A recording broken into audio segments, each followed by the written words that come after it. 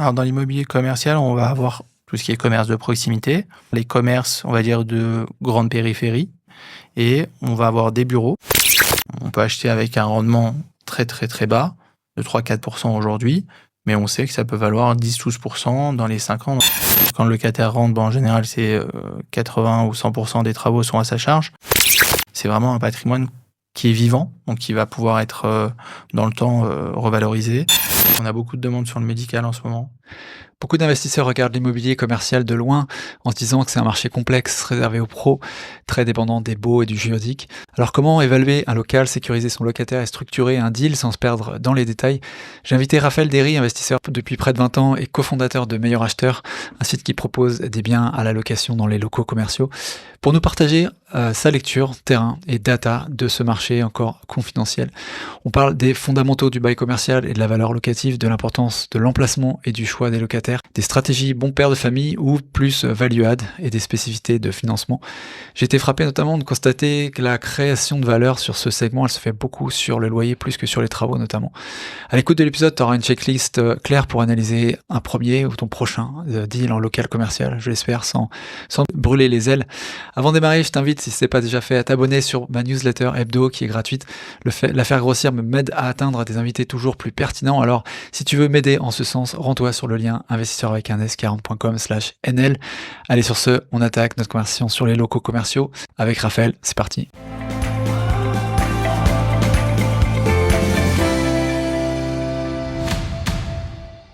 Salut Raphaël, bienvenue chez les investisseurs 4.0. Salut Paco, enchanté et merci de nous recevoir.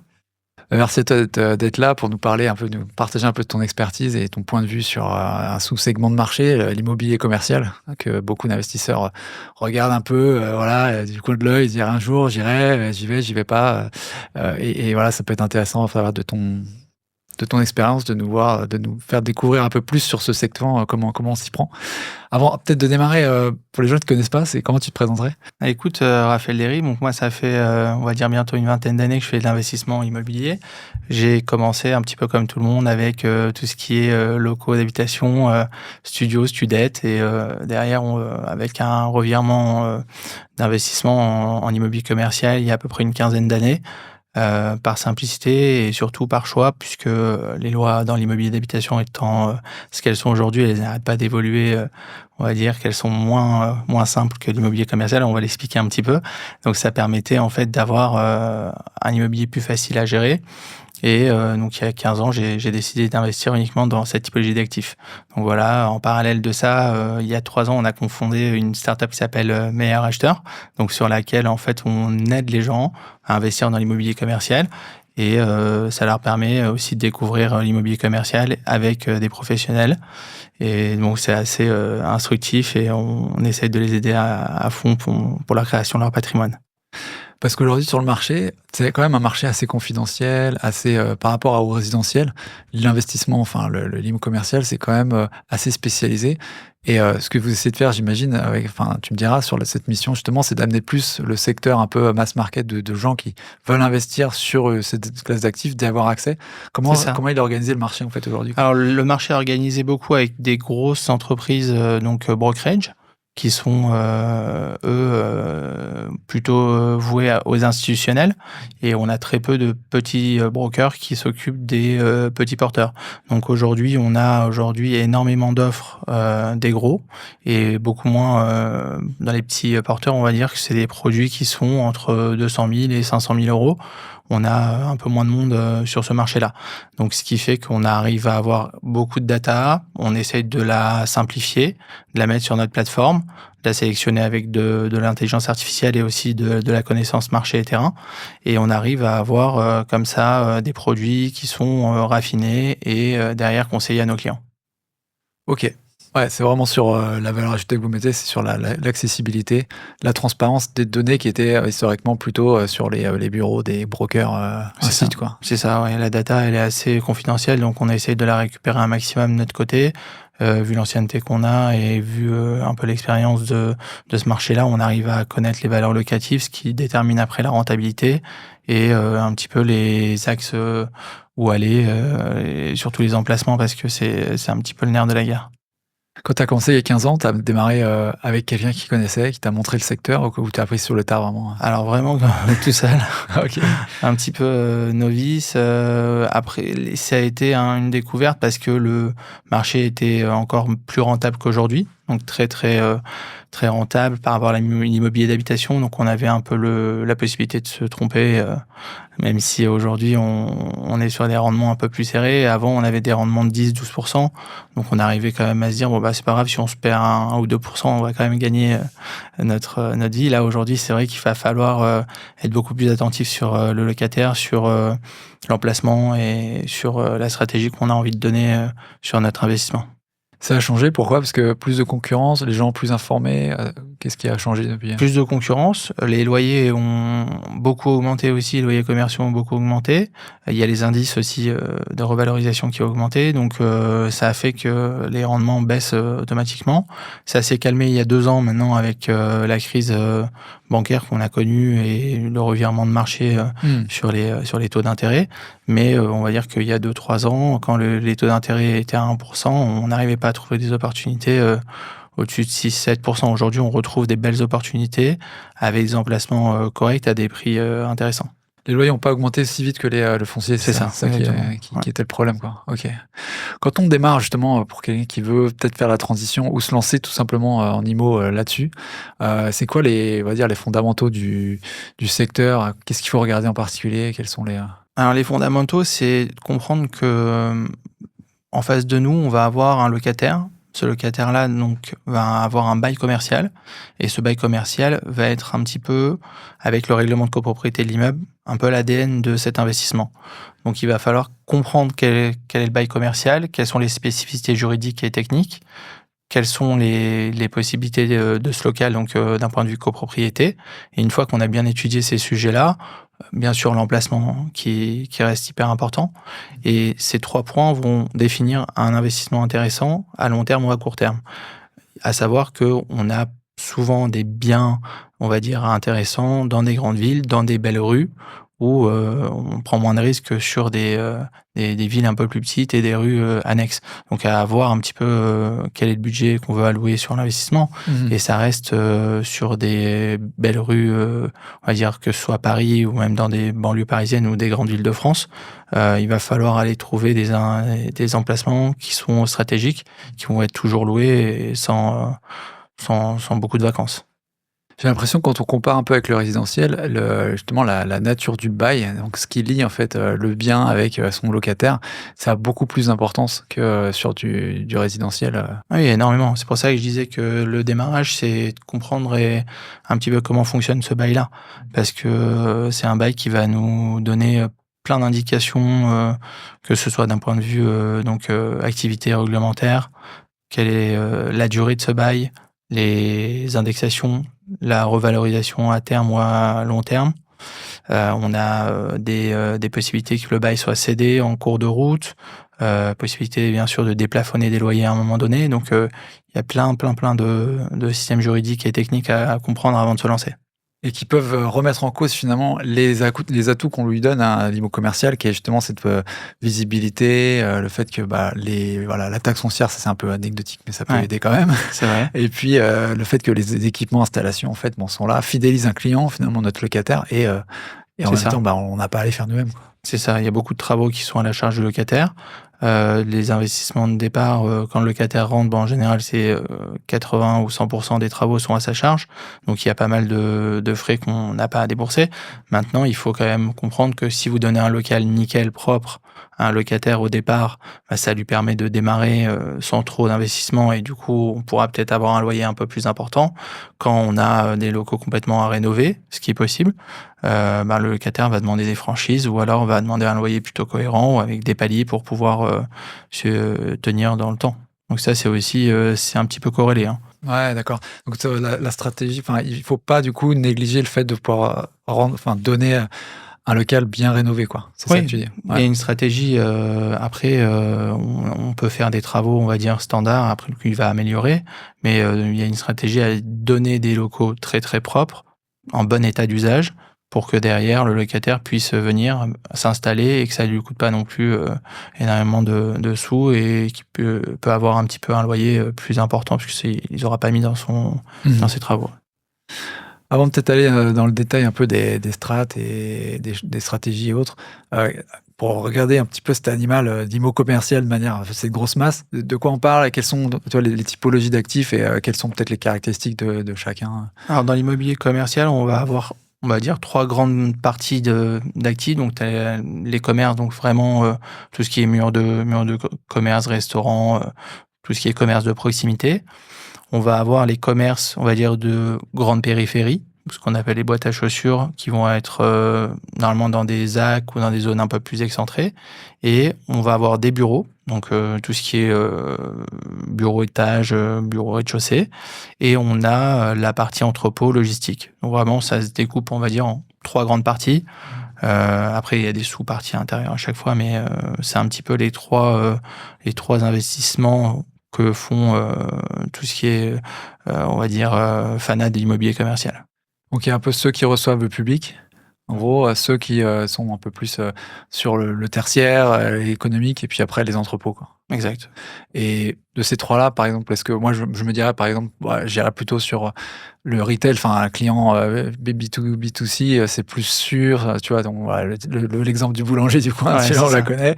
C'est vrai, ou qu'il y a des choses comme ça, ouais. Il y a un démarrage. Je pense qu'il faut démarrer par ça, bien sûr, parce que c'est plus simple, c'est des locataires qu'on connaît, c'est des emplacements qui sont plutôt, on va dire, à côté de chez nous, on est familier. Après, si on a envie de diversifier un portefeuille, c'est intéressant d'aller voir le reste. Mais c'est vrai que sur un premier investissement, je conseillerais cet investissement de retail, ouais. Chose on peut savoir, du coup, un truc peut-être local, où tu dis, tu connais la demande, tu sais pourquoi il va être, le locataire va être là pendant longtemps. Enfin, tu cherches la durée, hein, quand tu investis là-dedans, j'imagine, Ouais, tu ouais. cherches une durée. Alors, il y a des beaux commerciaux qui sont aussi intéressants. Donc, c'est un bail 369 peut être aussi un bail ferme de 9 ans. Ça peut être un bail ferme même de 12 ans. Donc, quand tu investis dans un bail commercial, on va dire à longue durée, ça te permet d'avoir une visibilité sur ton investissement et surtout la partie, on va dire, financière. Parce que un local qui va avoir une vacance tous les 2-3 ans va pas te permettre de tenir financièrement et de racheter d'autres locaux. Donc, il faut vraiment miser sur cet emplacement qui peut être celui de départ qui va te permettre d'en racheter d'autres, peut-être prendre plus de risques quand on aura beaucoup plus et essayer de laisser toujours un cash flow positif pour permettre de couvrir les impayés ou des fois un petit peu les retards de paiement des locataires. Sur, entre ces 3 justement différences, enfin ces 3 types de clients ou de biens, on va dire, le plus accessible finalement, soit tu disais, c'était le commerce. Est-ce qu'il y a aussi une disparité en termes de tickets? Est-ce que genre, les entrepôts, c'est forcément tout de suite des gros montants, ou est-ce que pas forcément? Il y a une disparité. Après, dans le retail, on peut avoir des très, très gros tickets. Le bureau est intéressant, mais on a vu avec le télétravail que ça a un petit peu changé. On va pas dire que c'est fini parce que le bureau continue à être très intéressant, mais il a complètement changé. Les habitudes avec le télétravail ont été modifiées, mais ça reste toujours intéressant d'avoir du bureau dans les villes, dans les centres-villes très bien placés.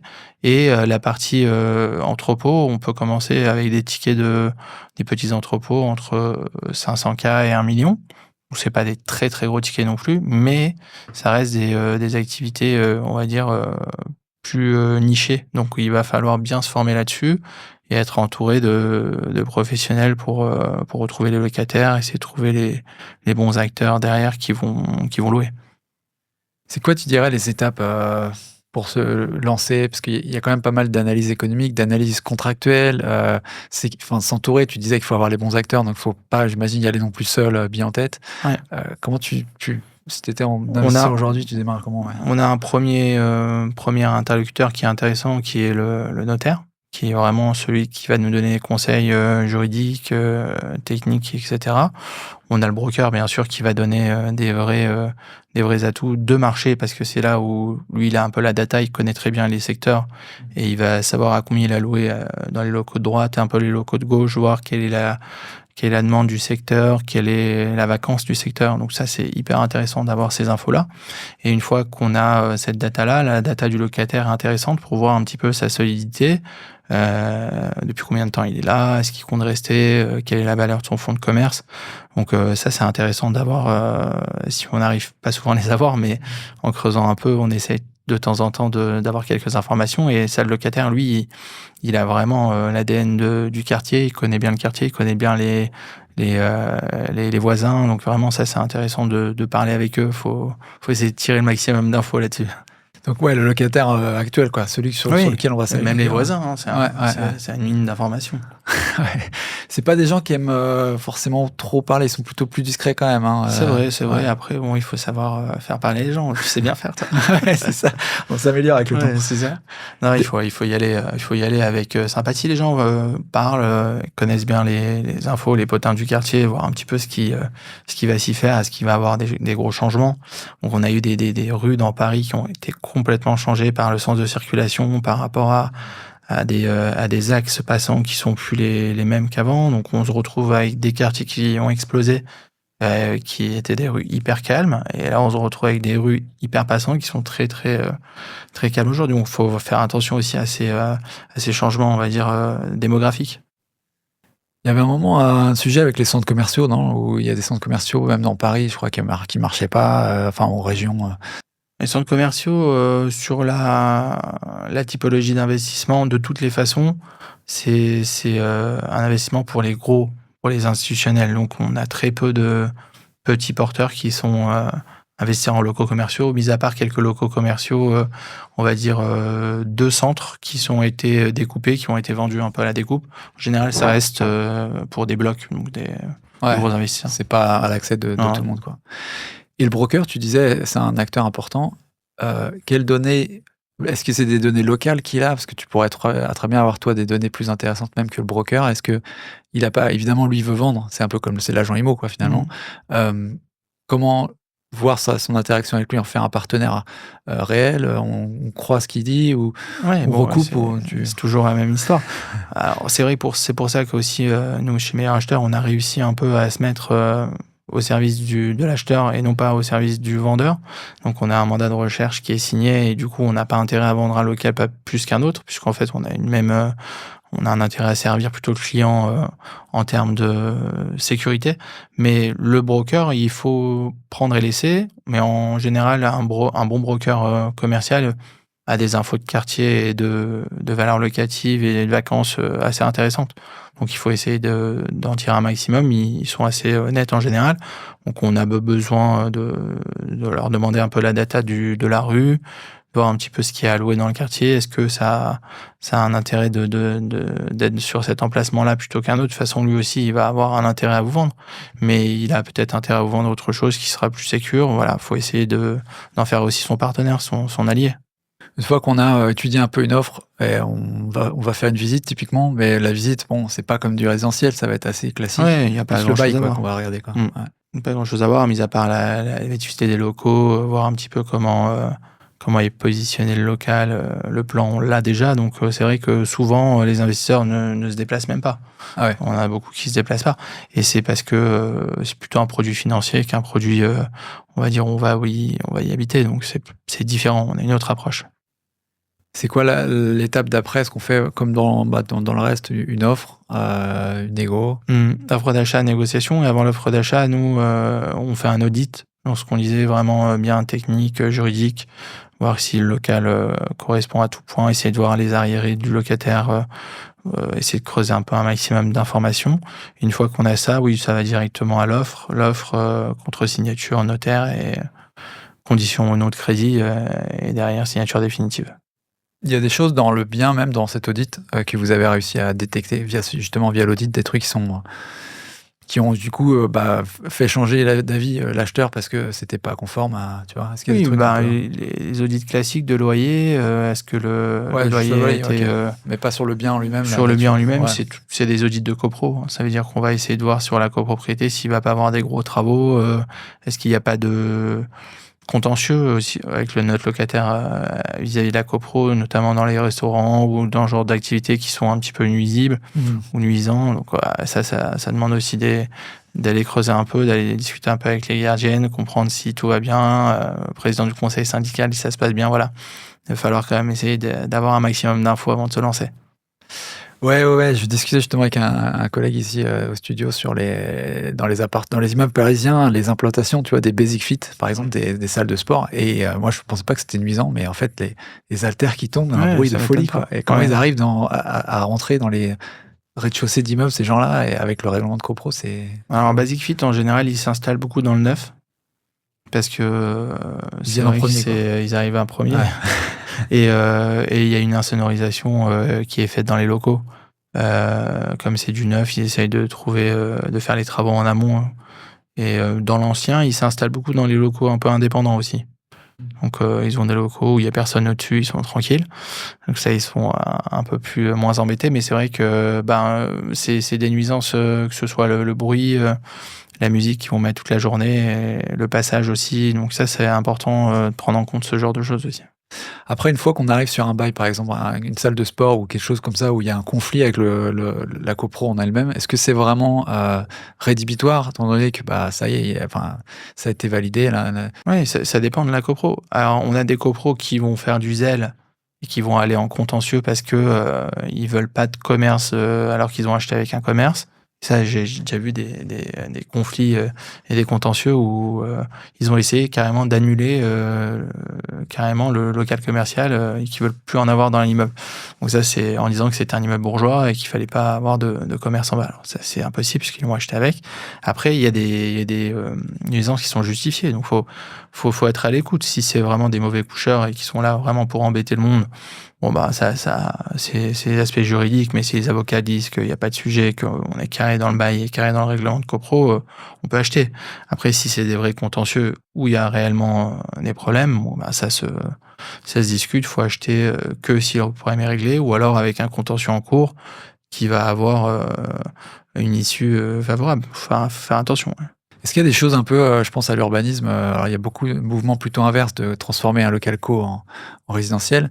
Est-ce qu'il y a des mouvements un petit peu justement inverses de résidentiel à des choses qui peuvent... Non. Est-ce qu'il y a des demandes à faire auprès de... Non, Ouais. ça va. Après, il y a des demandes qui sont liées aux locataires. Donc, tout ce qui est issu de secours, on a des plans d'incendie. Mais c'est vraiment ça, c'est lié aux locataires. Accessibilité handicapée aussi.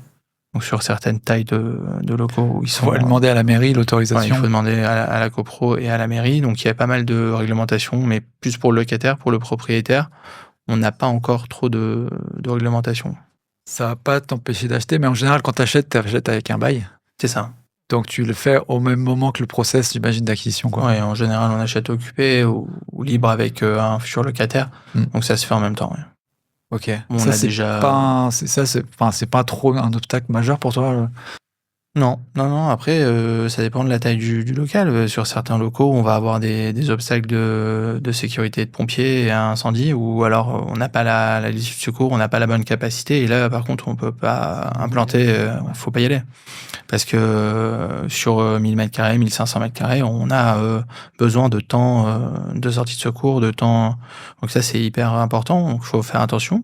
Après, sur des petits locaux au centre-ville, Oui, il y a moins de sujets. C'est plus des sujets. Voilà, si on a un restaurant, est-ce que il y a une extraction? Est-ce que l'extraction a été posée dans les normes? Est-ce que ça a été fait avec l'accord de la copro? Voilà, tout ce qui est travaux de façade, voilà, ce genre de choses où il faut qu'on ait des infos pour pouvoir valider que tout soit fait dans les règles.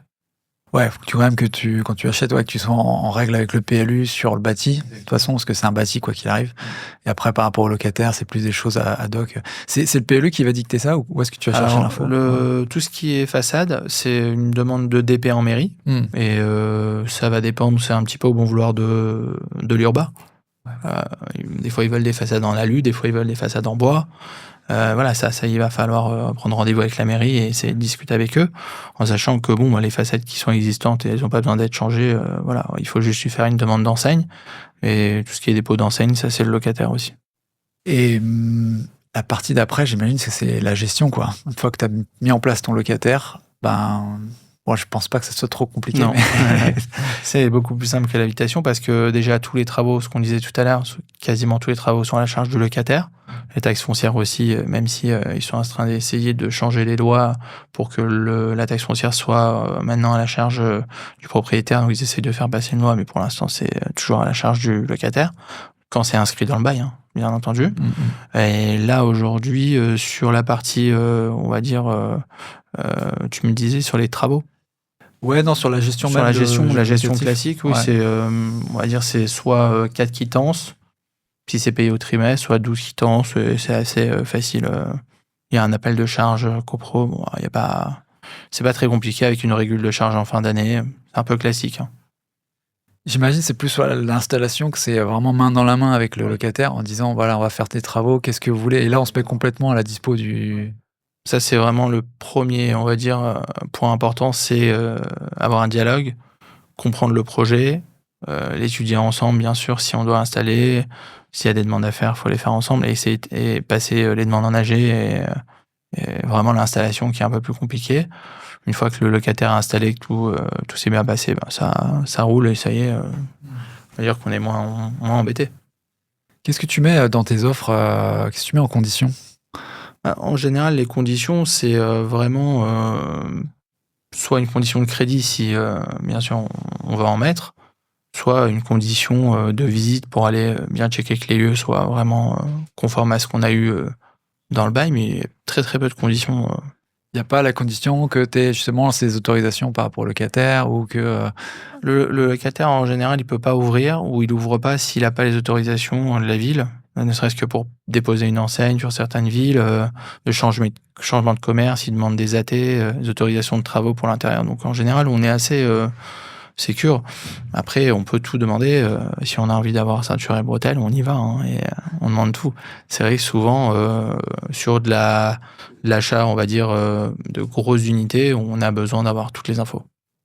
C'est quoi dans les grandes masses un investissement en local commercial? C'est quoi que on en dégage en tant qu'investisseur? Tu vois, du ticket, du niveau d'apport, financement, ça doit être pareil, j'imagine. Enfin, Oui, après, on va dire que la moyenne, nous, ce qu'on fait, par exemple, je prends notre exemple sur Meilleur Acheteur, en moyenne, on est à peu près sur un ticket de 500 000 euros. On a, sur ces 500 000 euros, 20% d'apport, donc à peu près 100 000 euros qui sont demandés par la banque, les frais de notaire qui sont à la charge de l'acheteur. Et en moyenne, on est sur une rentabilité de 7%. Donc on a aujourd'hui des financements sur 15-20 ans en fonction des taux. Donc là, les taux ont plutôt baissé, donc c'est assez. On arrive à raccourcir entre 15-17 ans de crédit. Et sur, on va dire, on est à 3-3,5% sur, en moyenne sur les. le taux sur de financement, de financement le bancaire. taux d'intérêt. Mhm. Donc 7%, c'est le rendement en fait brut. Brut. Ok. Qui est quand même sur un financement court, 15-20 ans. Donc ça 15-20 veut dire ans. quand même que.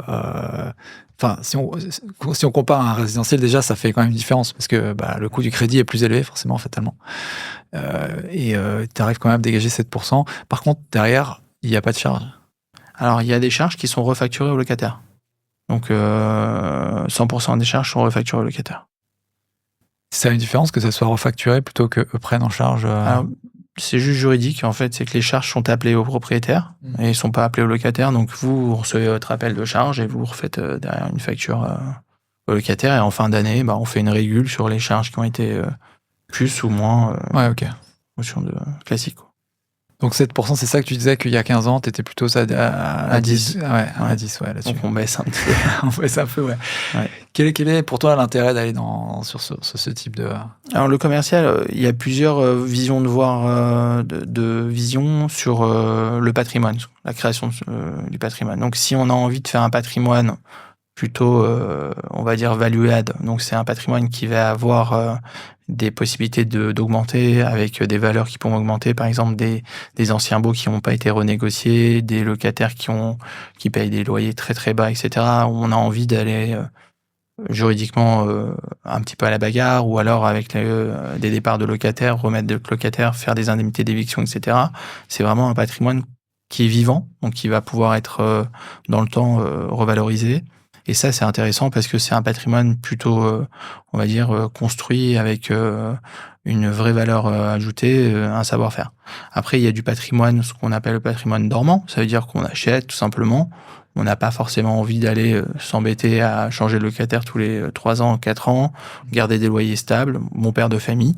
Donc ça, c'est plutôt, on va dire, un investissement classique. On met un ticket d'entrée sur un apport et on va aller tranquillement tenir les 15-20 ans et essayer de rapidement le solder, ou alors d'essayer de racheter d'autres choses pour essayer de faire grossir pour une retraite, ou donner ça à ses enfants, etc. Donc ça dépend. Il y a plusieurs visions on va dire, dans l'investissement commercial en général. On a un petit peu des deux. On peut se faire un patrimoine, on va dire, plutôt classique, avec des locaux qui vont être revalorisés dans le temps, avec des anciens baux, etc. On peut aussi essayer de mettre un peu de bons pères de famille dedans, essayer de trouver des... voilà, il y a pas mal de... Il y a des locaux qui sont vendus aussi pas mal avec des appartements où il y avait, à l'époque, comme le boulanger que tu disais tout à l'heure, où il y avait l'appartement au-dessus. Et dans le temps, le boulanger, soit il ferme, soit il revend, et tu peux essayer de récupérer l'appartement pour... soit le relouer, soit le revendre. Donc il y a pas mal de possibilités où tu vas avoir un patrimoine qui peut, dans un portefeuille, être assez dynamique. Et ça, c'est ce qui est intéressant aussi. Ouais, il y a plusieurs points d'entrée dans un parcours d'IMO. En fait, c'est pas genre forcément tu vas commencer par là, mais tu peux aussi très bien le recycler ton cash flow ailleurs, ou tes gains sur quelque chose de plus sûr, passif et long terme. Et là, on voit clairement l'attrait de ce type d'actif. Mais ce qui est intéressant, c'est que tu peux le faire en mode value add aussi, tu vois, un peu plus agressif, en allant chercher la perf. Ouais. Et là, tu as un peu le meilleur des deux mondes, parce que tu peux soit après le revendre C'est ça. et prendre une marge. Récupérer une marge et Ouais. garder une partie, revendre une partie, découper aussi des locaux. Si tu achètes des gros locaux, tu peux en garder 2 sur 3. Enfin, ça dépend. Il y a pas mal d'objectifs. Si l'objectif, c'est d'aller récupérer du cash pour réinvestir, générer du cash flow, ou alors uniquement d'avoir un patrimoine qui va s'autofinancer dans le temps, ça, après, chacun va un peu maîtriser son investissement. Sur le côté value add, où est-ce que tu crées de la valeur? Parce que dans le résidentiel, typiquement, il y a les travaux. Alors bon, tu peux aussi, mais là, tu parlais plutôt, ça va être dans l'éviction. Oui. Alors, la valeur, elle se crée en général sur le loyer. Donc, sur le loyer, on peut acheter avec un rendement très, très, très bas, de 3-4% aujourd'hui, mais on sait que ça peut valoir 10-12% dans les 5 ans, dans les 7 ans, parce que le bail va arriver à échéance, parce que le locataire part à la retraite, etc. Donc, il y a des visions un petit peu, on va dire, à avoir, en se disant, là, j'ai parlé un petit peu avec le boulanger, lui, il me disait que dans 4 ans, dans 3 ans, il allait arrêter. Il y a peut-être une possibilité de lui faire un chèque pour une éviction, essayer de racheter, de l'indemniser, récupérer le local, le mettre avec un plus gros loyer, le secteur étant plus porteur aujourd'hui. Voilà, tout ça, c'est des stratégies un petit peu à avoir, mais on va dire que ça sera plus pour des gens, on va dire, plus confirmés. On va pas le faire sur un premier invest. Parce que j'imagine aussi que, si tu veux, enfin, il faut vraiment connaître le locataire futur qu'on veut mettre dessus. Il faut que l'installation soit adaptée aussi, parce qu'on peut Oui, très bien, il y a le locataire, mais sur une rue commerçante vraiment passante dans une grande ville, ça switch facile. ça switch facile, il y a beaucoup de demandes. Il va falloir déjà avoir une vision du locataire, mais c'est pas ça qui va déterminer ton achat. Si par exemple tu as déjà le locataire et que le locataire actuel veut partir, c'est assez plus facile parce que tu peux rapidement switcher et essayer de les mettre en relation, de résilier un bail, éventuellement de re-signer derrière. Voilà, ça, il y a des choses qui se font des fois assez facilement, et parfois ça prend des années. Mais sur un portefeuille de beaucoup de locaux, ça te permet d'avoir de temps en temps des opportunités comme ça où tu as acheté avec un rendement déjà intéressant et que tu peux augmenter ton rendement et essayer de travailler ça dans le temps. Faut pas être pressé. C'est quoi l'indemnité d'éviction sur ce type de... C'est en général la valeur du fonds de commerce du locataire. Donc, Ce qui lui reste à payer sur le bail, ou rien à voir? c'est rien à voir. C'est plutôt combien vaut son commerce. Donc pour une boulangerie, ça peut être 1 an, 2 ans de chiffre d'affaires. Pour un restaurant, ça peut être 3 ans. Ça dépend des activités et ça dépend du chiffre d'affaires du locataire aussi. Des fois, ça vaut pas le coup. Ouais, d'accord. Bah, ouais, j'imagine. Enfin, ouais, si on décide en fin de bail, en fait, on se dit: «Bon, bah, ça vaut peut-être pas le coup de le faire parce qu'il est déjà en fin de bail dans tous les cas, je prévois le Ben, truc, quoi». on renouvelle. On renouvelle, ouais. On renouvelle et ce qui est intéressant, c'est qu'on a les indices aussi donc les indices du coût de la construction et Mais ça su nous permet, mais sur un Valuade, tu vas pas justement renouveler, tu vas dire: «Moi, je vais mettre sur un quelqu'un», Valuade, tu oui. vois? Sur un Si le Valuade, loyer c'est est différent. sous-coté, quoi, tu vois? Ouais. Ouais, ouais. Donc là, on rentre dans une discussion soit d'éviction, soit, de renouvellement avec un nouveau loyer et donc ça, c'est une procédure, judiciaire qui va au tribunal avec une discussion, un expert qui vient, auprès des tribunaux pour aller valider la valeur, actuelle et cetera. Donc ça, c'est vraiment une procédure qui dure entre 4 et 6 ans. Ah ouais, Donc c'est pas une procédure facile. pour une éviction? Non, pour une revalorisation de loyer, du locataire actuel en cours sur, OK, ouais. Donc un déplafonnement. tu peux négocier l'indemnité d'éviction. Ça, c'est du gré à gré. Ça, c'est du gré à gré, c'est le plus simple. Par C'est plus contre, si simple. tu veux, sur le même bail, même locataire remonter, là, tu en as pour 4-6 ans, quoi. Ouais, Ouais, OK, pas pareil. c'est un peu plus long. Ouais, ouais, ouais, je comprends. Je comprends, je comprends. Non, non, c'est intéressant aussi d'avoir cette dynamique-là. Comment, à ce niveau-là, justement, quand tu arrives sur la gestion de location, est-ce qu'il y a d'autres étapes encore à voir ou qui sont peut-être différentes? J'estime que sur des, on va dire des néo-investisseurs, il faut vraiment laisser, cette gestion-là, idéalement à des gestionnaires qui sont qualifiés pour ça.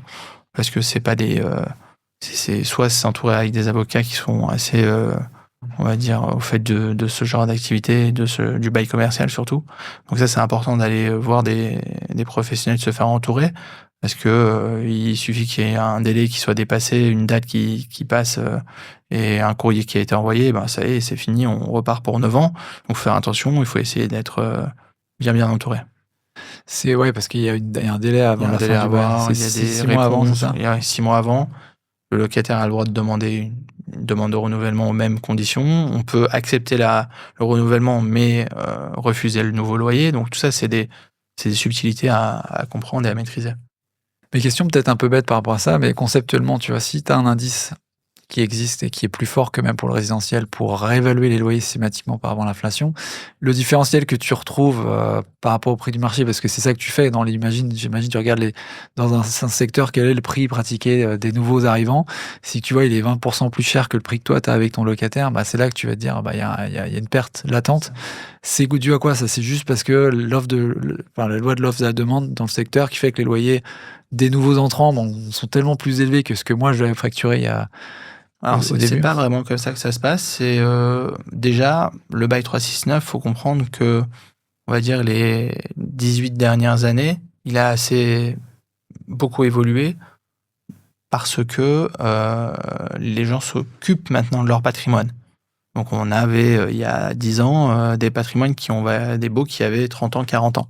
Donc là, aujourd'hui, on se retrouve avec des nouveaux rentrants, avec du patrimoine qui est renouvelé, des baux qui sont étudiés, et on se retrouve avec des anciens baux qui n'ont pas été renouvelés, ni ont été remis un peu au goût du jour.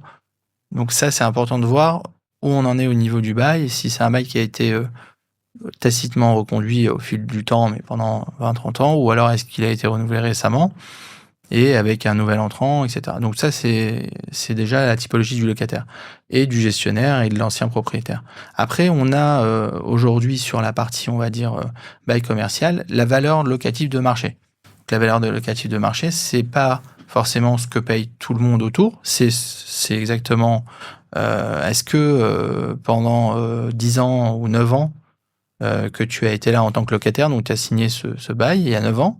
Est-ce que la rue a eu un changement important de commercialité? Donc c'est aussi dû à ça. C'est par exemple l'arrivée d'un métro, l'arrivée, je sais pas, en face de toi d'une locomotive, d'un supermarché, etc. Donc tout ça, c'est les facteurs de commercialité de la rue. Et bien entendu, la valeur locative de la rue, mais ça, est-ce qu'on va avoir les infos? Donc ça, c'est les experts auprès des tribunaux, des experts agréés immobiliers qui vont statuer à la demande du juge pour voir si vraiment il y a eu des gros changements. Si on imagine un un parcours d'investisseur où on fait du résidentiel, on fait quelques biens en commercial. On n'a pas un même type de dette. On a du 15-20 ans pour le commercial. Et puis, il y a peut-être d'autres différences d'ailleurs avec un prêt par rapport à un prêt résidentiel. Est-ce que ça s'harmonise bien? Est-ce que ça peut être bloquant? Est-ce que c'est contenu dans le taux d'endettement global comme les résidentiels? Ou est-ce qu'il y a des différences? Qu'est-ce que le banquier il est moins averse à me donner voilà. Je sais pas. Moi, Ouais. j'ai vécu, on va dire, le changement d'habitation au commercial. Les banquiers étaient plutôt réceptifs. Ça reste, un investissement classique, qui est bien maîtrisé par les banques. On va dire, banque, générale, hein, C'est pas mieux compris généraliste. justement parce qu'ils se disent Non, moi je connais. ils Ouais. sont non, ils sont assez, enfin, ils sont assez, on va dire, à l'aise avec ce sujet. Le vrai sujet, c'est la durée du prêt, parce que souvent, c'est certaines banques qui bloquent sur 15 ans, donc ils peuvent pas donner sur 20 ans, 25 ans. Donc on est voué à mettre plus de fonds propres. Et derrière, est-ce qu'on est, professionnel de l'immobilier? Donc est-ce qu'on va aller voir des banques professionnelles? Et là, à ce moment-là, on passe dans une catégorie un peu plus, foncière ou pro, et on va plus regarder le taux d'endettement personnel, mais on va regarder, plutôt le projet. Et là, c'est intéressant, bien sûr, de passer dans ce stade-là si on a envie d'avoir un gros patrimoine. C'est, que demain, ben, on s'en fout que tu gagnes 100 000 ou 200 000 € par an ou 10 000. On va aller voir, derrière, comment est le locataire, et cetera. Donc la banque va pouvoir te prêter, vraiment beaucoup d'argent, mais en étudiant chaque projet et chaque cas, différemment. Donc il faut faire attention avec, la qualité de ton locataire, s'il y a des impayés, enfin tout ça, c'est vraiment hyper important que derrière tu puisses avoir un banquier qui te suive. Ouais, la constitution du dossier bancaire, elle est importante et elle est différente Et la aussi, qualité du j'imagine. dossier. Mmh. Donc ça Ça, sera plus la même chose, c'est plus toi qui vas, aller garantir le prêt, c'est, plutôt ton locataire et le projet en lui-même.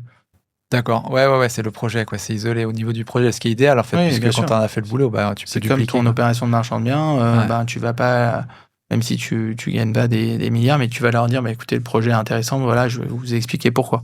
Et là, tu vas aller, dans les chiffres et dans les détails. La valeur, la Ouais, sécurité du truc, elle est exactement. là, pas C'est me pas moi. regardez pas, monsieur le banquier. C'est ça, exactement. Ouais, Donc d'accord. là, on est Ouais, sur un autre sujet après. Bon, sur les premiers investissements, bah, on va bien sûr regarder ton endettement, on va ouais. regarder, ta capacité à faire face à l'échéance si demain le locataire payait pas, et cetera, tout ce C'est qui quoi s'ensuit. le seuil, du coup, quand tu arrives justement en banque privée, enfin, ce genre de truc? Faut être une foncière, faut avoir un Ouais, il y a statut juridique pas non, différent? non, il y a pas de Ouais. foncière ni statut. C'est qu'à un moment donné, voilà, le banquier, on va dire, au coin de la rue, va plus te suivre parce que tu as passé les Les seuils, encours, quoi, les OK. encours. Il va te demander gentiment d'aller voir les pros, quoi. Ce qui est plutôt une bonne nouvelle, en fait, putain, Oui, merci. oui et non, Ouais. ça dépend.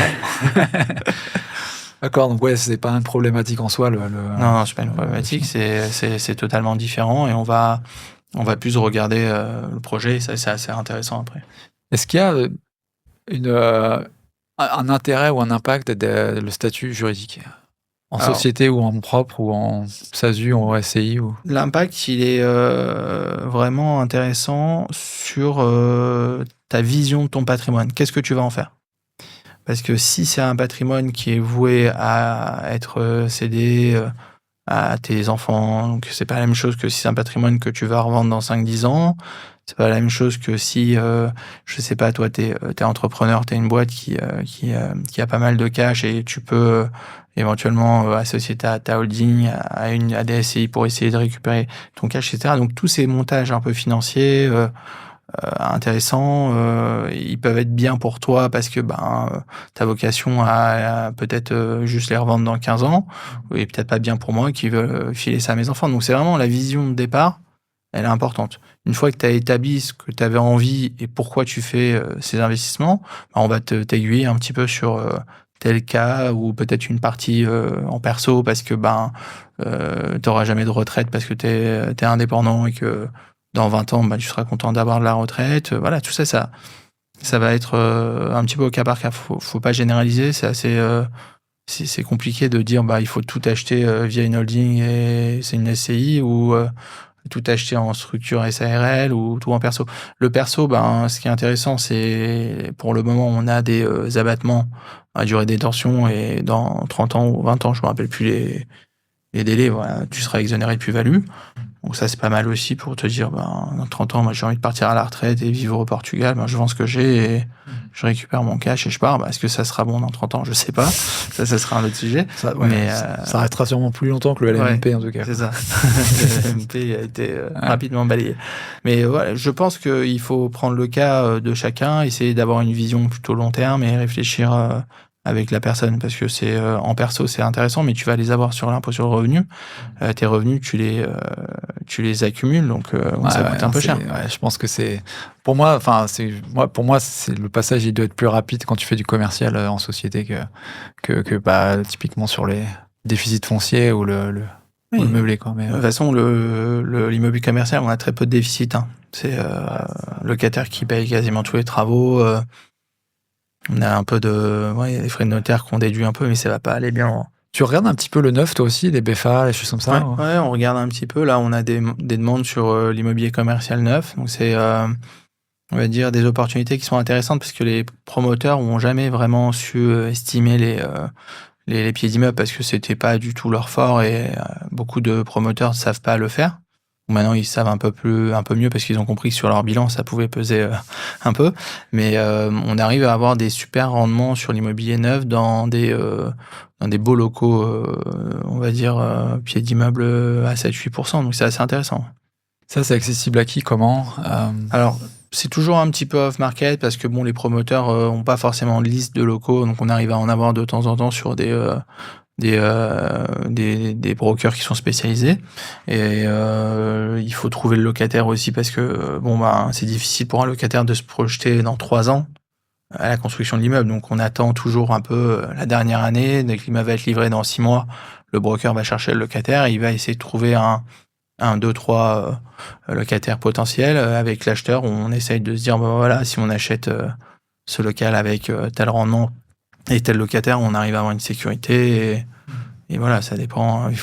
Ça prend toujours un peu moins de temps que l'immobilier neuf habitation parce que l'immobilier neuf d'habitation, il faut le signer, on va dire, au démarrage du projet. L'immobilier commercial neuf, à moins d'avoir des super emplacements où tu es tranquille, tu peux le signer et attendre ton locataire. En général, on attend toujours les 6 derniers mois ou la dernière année pour se dire on va y aller, on va commencer à trouver le locataire maintenant parce que ça, c'est. Et ton tarif, encore une fois, tu arrives avec ton locataire en tête, voire même dans la main. Enfin, tu arrives avec ton locataire. Une promesse de bail. Ouais. Tu signes avant le promesse de bail, avant l'offre d'achat. Ça peut être concomitant. Ça peut être concomitant. Ça peut être aussi avec le promoteur en disant nous, on n'achète que si on a un locataire. C'est des conditions qui peuvent être évoquées. Hein. Ça, c'est peut-être plus malin pour couper pour passer devant, finalement, un truc un peu concurrentiel où les gens vont tous aller vouloir y aller. Toi, tu arrives avec ton offre sous condition. Si elle est la première acceptée, tu y vas, quoi. Ça dépend du degré de risque que tu veux prendre. Si tu es toi professionnel, que tu es sûr d'avoir un locataire dans 3 ans, que l'emplacement il est super, que le promoteur il te dit moi je veux pas de conditions, vous y allez pas, tu peux prendre ton risque et toujours la même chose, tu verras dans 3 ans si le marché est bon et si les locataires sont là. Mais on est quand même sur du risqué. Hein.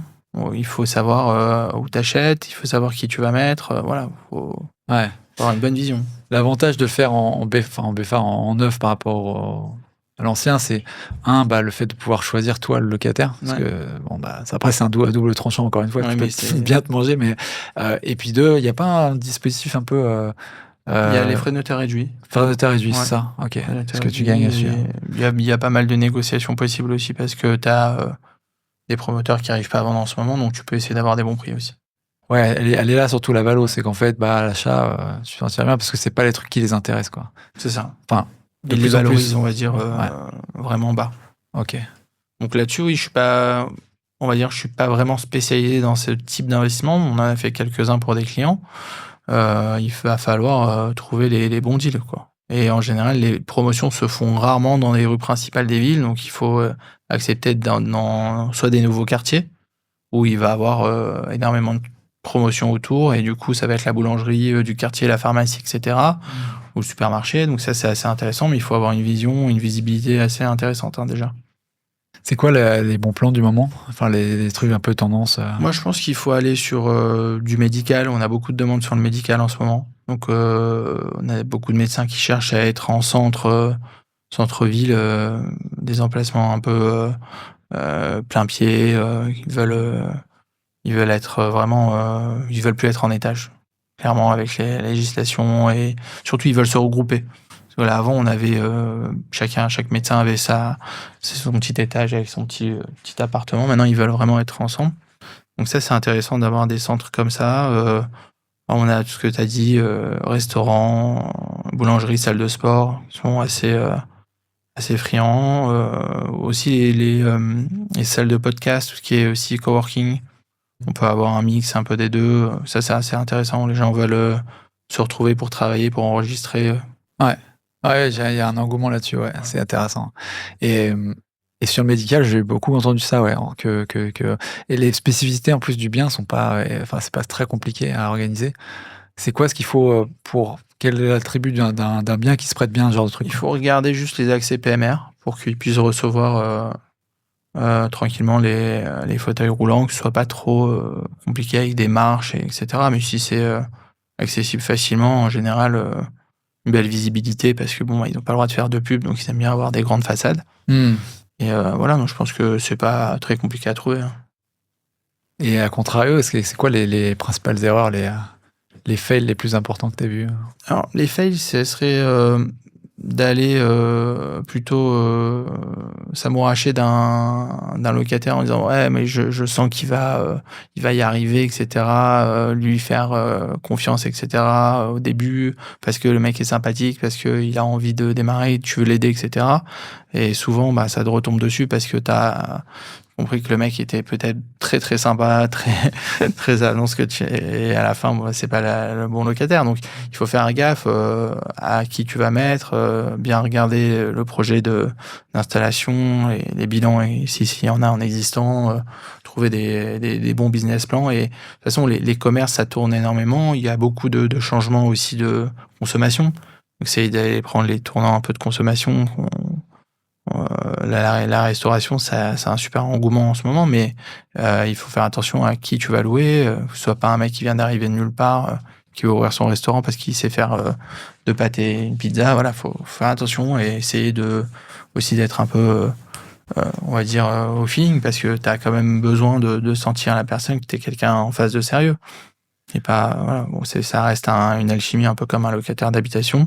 La seule différence, c'est qu'on a des données financières et sur quoi on peut se reposer, et surtout une solidité avec des garanties bancaires souvent sur le bail, ou des cautions qui sont versées lors de la signature du bail. Donc on voit aussi un petit peu le projet, le profil.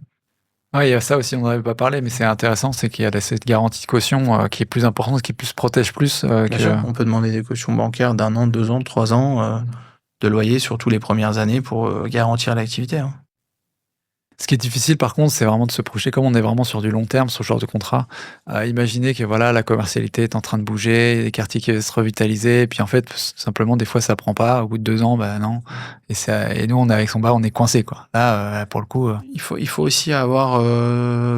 il y a un peu de chance, il y a un peu de vision, il y a un peu de connaissance de marché, il faut bien comprendre le marché, il faut comprendre le secteur. C'est plus simple si t'es acheteur de la boulangerie en bas de chez toi, où tu sais que quand tu vas tous les jours, il y a 15 mètres de queue et que ça se désemplit pas, tu vois. Ouais. C'est toujours pas besoin d'être un fin analyste. Voilà, t'as compris. T'as pas besoin d'être comptable pour comprendre que c'est la bonne. Après, c'est vrai que si tu connais pas et que tu vas dans un investissement, il y a des bilans, il y a des chiffres qui parlent tout seul. Et pour les marchands, ouais. On en parlait un peu en off. Est-ce qu'il y a des trucs, des stratégies justement par rapport aux les marchands de biens, on a eu, on va dire avant la crise, on a eu beaucoup de marchands de biens qui s'intéressaient à l'immobilier commercial vide, ou alors ils allaient acheter l'immobilier vide pas trop cher, parce que les locaux de rez-de-chaussée sont souvent moins chers que les étages, et ils vont aller mettre un locataire et revendre avec des rendements. Donc ce qui était intéressant, c'est qu'ils arrivaient, ils achetaient peut-être... à l'époque, allaient à 8-10%, et ils revendaient à 5, 6 ou 7, et ils arrivaient à ressortir des marges comme ça.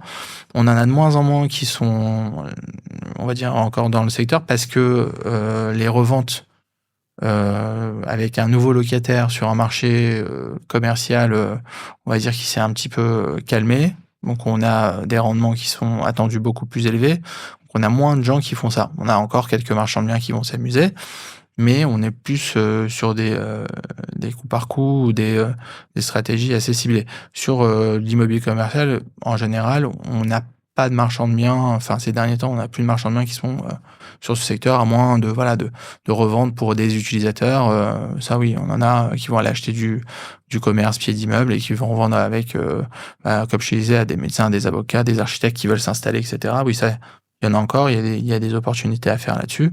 Mais de revendre avec un locataire occupé, c'est plus compliqué. Tu veux dire que l'appétit de l'investisseur, l'acquéreur final, qui achète le bien auprès du marchand, ses demandes sont plus élevées maintenant et il demande plus du 5%, il va lui falloir du 8, et le 8, il n'y a pas de marge pour le marchand si jamais ils vont à 8, quoi. Et aussi, l'acheteur final veut avoir une visibilité sur le locataire. Si tu viens de l'installer il y a 3 mois, tu vas pas avoir beaucoup de visibilité à lui offrir. Ouais, c'est ça. Donc, il faut aussi laisser peut-être mûrir le produit 1 an ou 2. Exploiter une année essayer ou deux. de le garder 1 an ou 2, essayer de voir comment ça tourne. Une fois que tu as un beau produit qui est bien packagé, que le locataire est mis en place et que ça tourne, tu peux peut-être le revendre avec une marge, mais ça reste quand même des produits, on va dire, plus long terme. Ouais, pour le flip, c'est râpé, quoi. Ouais, pour aller vite, ça... c'est un peu comme pour du Airbnb, quand tu exploites un peu et que tu donnes un... C'est ça, aujourd'hui, même le Airbnb, quand les marchands de biens veulent acheter pour déposer une autorisation, le faire tourner, on a envie de voir des chiffres concrets. Donc les acheteurs vont aller chercher les chiffres, vont demander à ce qu'il y ait au moins 1 an, 2 ans d'activité pour voir si ça fonctionne bien, parce que ils veulent plus acheter sans voir. Est-ce qu'il y a des aspects qu'on n'a pas forcément évoqués là aujourd'hui sur ça? Moi, j'ai pensé aussi les vigilances, surtout ce qu'on disait pour les baux. Donc, il faut faire attention à comment c'est rédigé, par qui c'est rédigé, etc. Et surtout d'avoir une diversification sur les locataires. Donc, essayer de ne pas avoir, par exemple, plusieurs locaux loués au même locataire.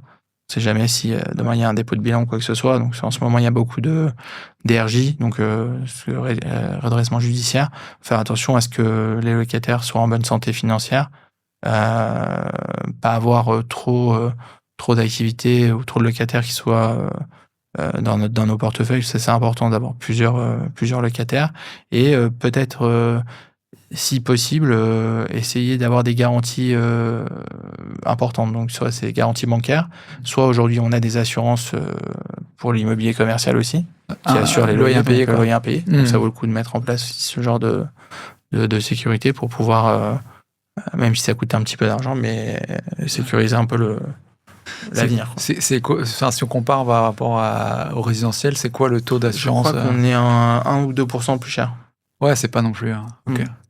Et là, pour le coup, c'est quand même très important.